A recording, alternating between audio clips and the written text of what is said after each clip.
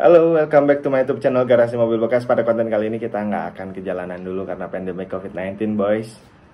Jadi kita social distancing, stay home. Buat yang bisa stay home, udah hampir kurang lebih sebulan. Kita dikarantina di rumah untuk menjaga jarak dan ini sangat menyiksa, sangat membosankan. Dan daripada gua gabut, mending gua sharing tentang beberapa hal yang menurut gua cukup penting. Transaksi mobil itu nggak ada artinya ketika lu dikibulin BPKB-nya palsu, atau beli mobil tanpa BPKB alias tanpa surat-surat juga ngapain. Suatu saat lu kena musibah, tabrakan, kemudian ada korban meninggal, terus lu di BAP, pas dicek surat-suratnya ternyata mobil tersebut mobil curian.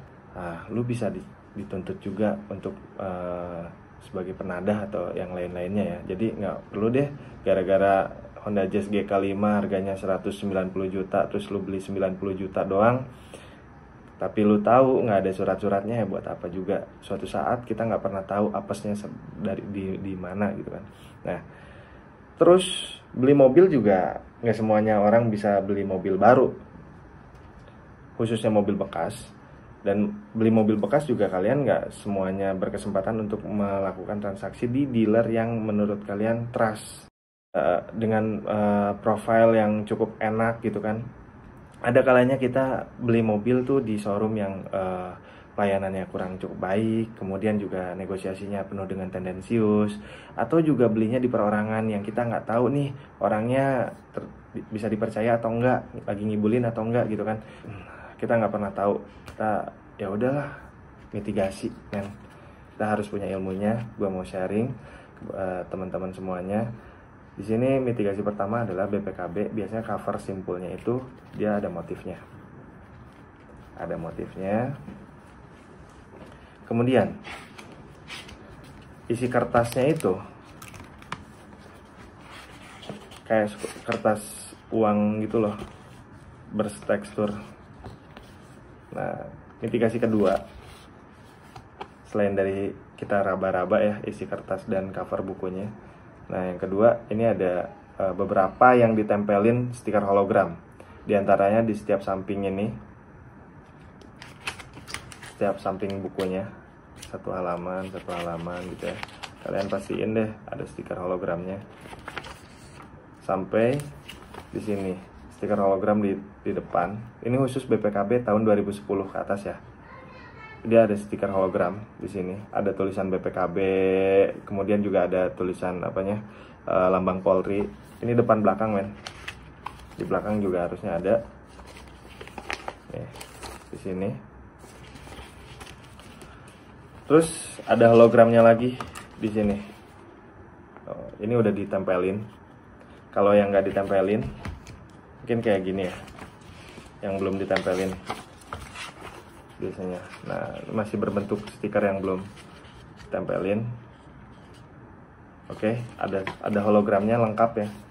Nah, terus mitigasi ke-1 dari tekstur bukunya, mitigasi kedua dari hologram, kita lihat setiap sudutnya. Kemudian mitigasi berikutnya, apakah dia ini, kalau gua ini ya, mitigasi berikutnya adalah di tengah-tengah bukunya, benang bukunya itu harusnya berwarna merah jambu, merah pink gitu, tapi ada balutan warna putih dan abu-abu tapi dominan merah. Persis di tengah-tengah bukunya itu ada benang bukunya ya.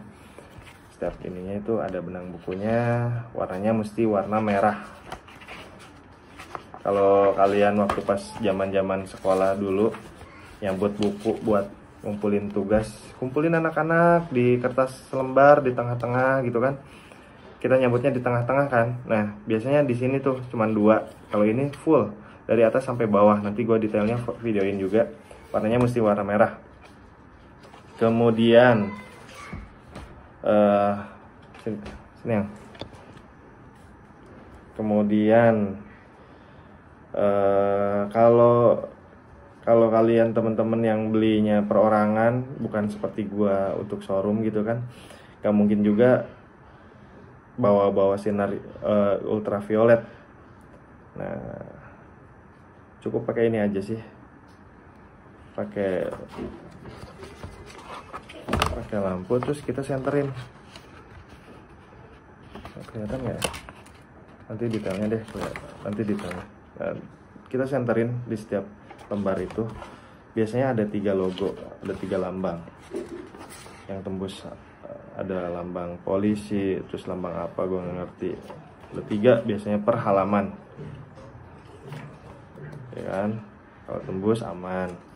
Terus mitigasi satu tekstur, mitigasi kedua hologram, mitigasi ketiga benang buku di tengah-tengah, mitigasi keempat lu senterin setiap kertas halamannya keluar ini nggak keluar cahaya. Kalau di sinar UV sih sebenarnya lebih kelihatan lagi si setiap lembaran buku ini. Tapi kalau kita nggak punya sinar UV, tinggal kita cukup terawang.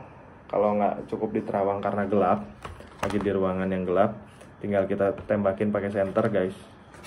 Terus yang ke 1, 2, 3, 4 ya, mitigasi kelima. Nah, mitigasi kelima itu di halaman kedua ada namanya nomor seri BPKB.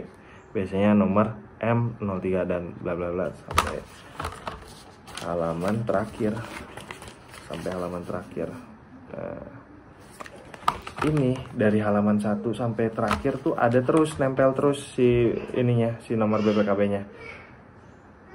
Nah, kebetulan kalau gue pakai iPhone, tinggal ini ya, tinggal disorot, di center, langsung kelihatan M03 364 belakangnya. Klop, kalau klop ya udah. Terus biasanya ada tahun produksiannya juga.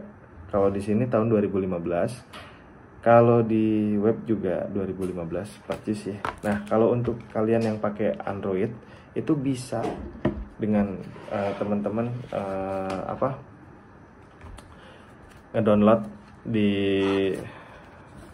Google Store, Google Play Store ya. Di Play Store itu namanya scan barcode. Banyak banget aplikasi scan barcode-nya.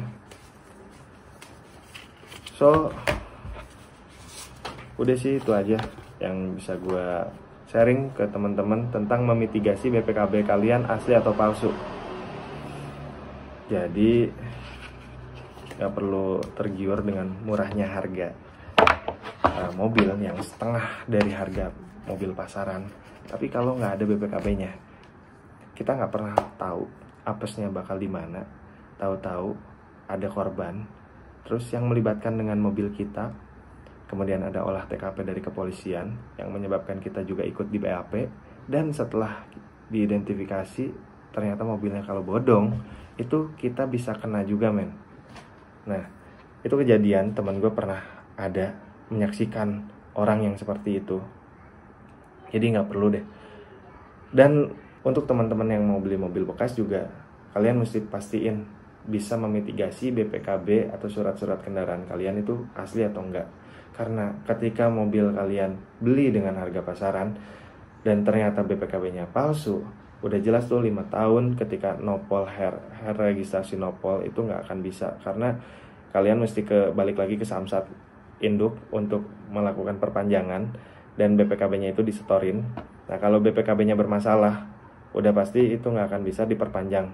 Artinya surat-surat kalian tidak akan bisa aktif kembali gitu kan. Kalaupun mau dibalik nama, tetap juga sama. Karena kalian terindikasi dengan BPKB palsu. So, daripada kecelek gara-gara hal yang sepele sih, tapi prinsipnya nomor 1. Jadi kalian mesti tahu banget, mesti hatam. Dan mudah-mudahan sharing yang gue lakuin saat ini ada manfaatnya buat teman-teman semuanya. Jangan lupa subscribe, tulis komen di bawah buat nambahin jalur silaturahmi kita lagi stay home. Terima kasih udah menonton. Assalamualaikum warahmatullahi wabarakatuh.